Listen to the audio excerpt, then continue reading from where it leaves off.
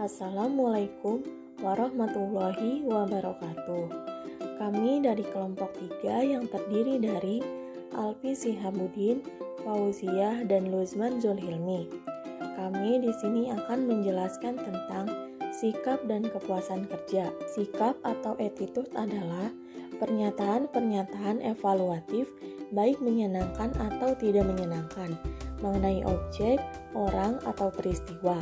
Mereka merefleksikan bagaimana perasaan kita tentang sesuatu.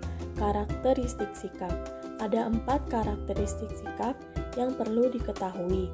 Yang pertama ada objek, karena ada sesuatu yang disikapi.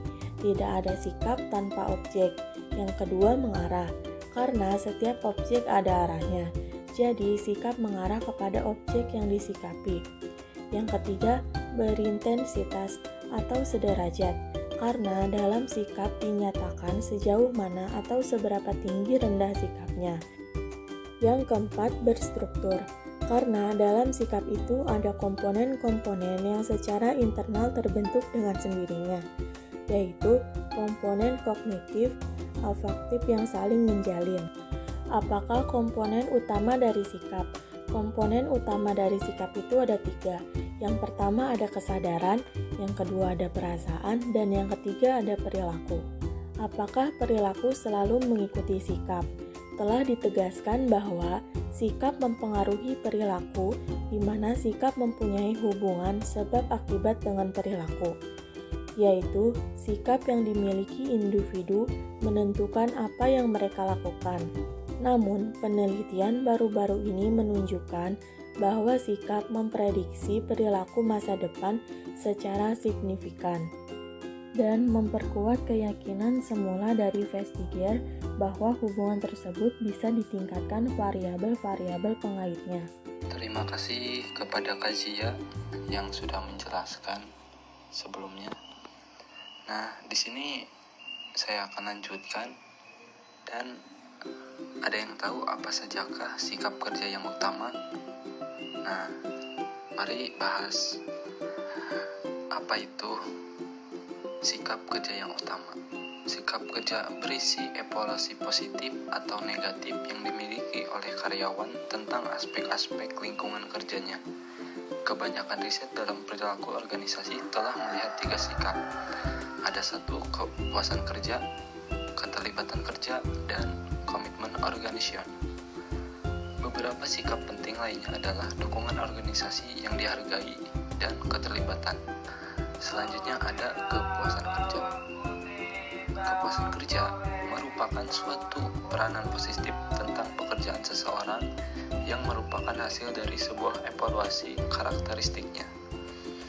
Di sini ada problem.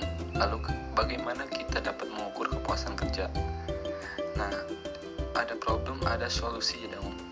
Ini solusinya, mengukur kepuasan kerja dapat dilakukan dengan 2 pendekatan, yaitu penilaian tunggal secara umum dan nilai penyajian akhir yang terdiri atas sejumlah aspek pekerjaan.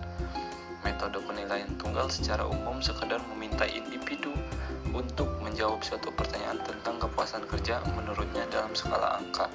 Sementara pendekatan lain yaitu penyajian akhir aspek pekerjaan mengidentifikasikan elemen-elemen penting dalam suatu pekerjaan dan menanyakan perasaan karyawan tentang setiap pekerjaan. Terus, apa yang memunculkan kepuasan kerja? Kepuasan kerja dipengaruhi oleh banyak hal seperti kerja itu sendiri, bayaran, promosi, pengawasan, dan rekan kerja. Namun, kepuasan kerja tidak hanya berkaitan dengan kondisi pekerjaan.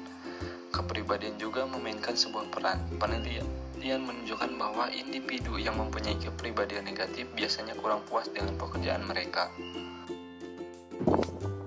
Sekarang kita akan masuk ke dampak pekerjaan yang puas dan tidak puas terhadap tempat kerjanya.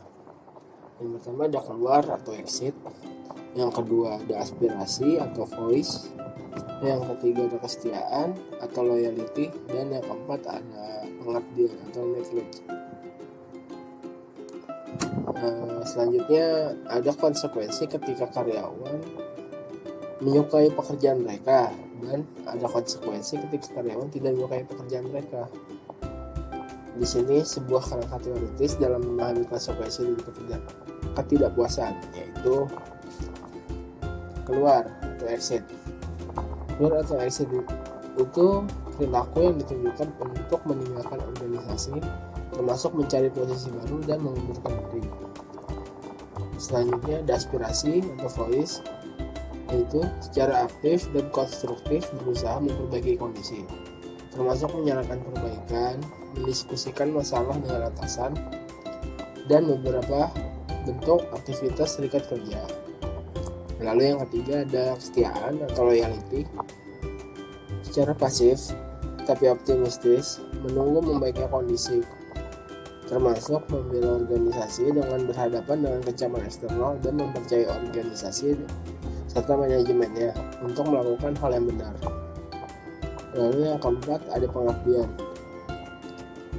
Secara pasif membiarkan kondisi menjadi lebih buruk, termasuk ketidakhadiran atau keterlambatan yang terus-menerus terjadi, kurangnya usaha, dan meningkatkan angka kesalahan. Selanjutnya teori-teori kepuasan kerja. Teori kepuasan kerja itu ada 6. Yang pertama ada teori keseimbangan. Yang kedua ada teori perbedaan. Teori perbedaan di sini yaitu mengukur kepuasan kerja dapat dilakukan dengan cara menghitung selisih antara apa yang seharusnya dengan kenyataan pegawai yang dirasakan oleh pegawai. Lalu yang ketiga ada teori pemenuhan kebutuhan, yaitu kepuasan kerja pegawai tergantung pada terpenuhinya atau tidaknya kebutuhan pegawai. Yang keempat ada teori pandangan kelompok, yaitu kepuasan kerja karyawan bukanlah bergantung pada pemenuhan kebutuhan saja, tetapi bergantung juga pada pandangan dan pendapat kelompok yang dianggap sebagai acuan. Lalu yang kelima ada teori 2 faktor. Teori 2 faktor ini menilai kepuasan kerja dan ketidakpuasannya itu terpisah dan berbeda. Lalu yang keenam ada teori pengharapan. Di sini bahwa motivasi merupakan suatu produk dari bagaimana seorang menginginkan sesuatu dan penaksiran seseorang memungkinkan aksi tertentu yang menuntunnya.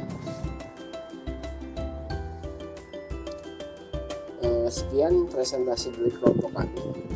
Kurang lebihnya mohon maaf. Wassalamualaikum warahmatullahi wabarakatuh.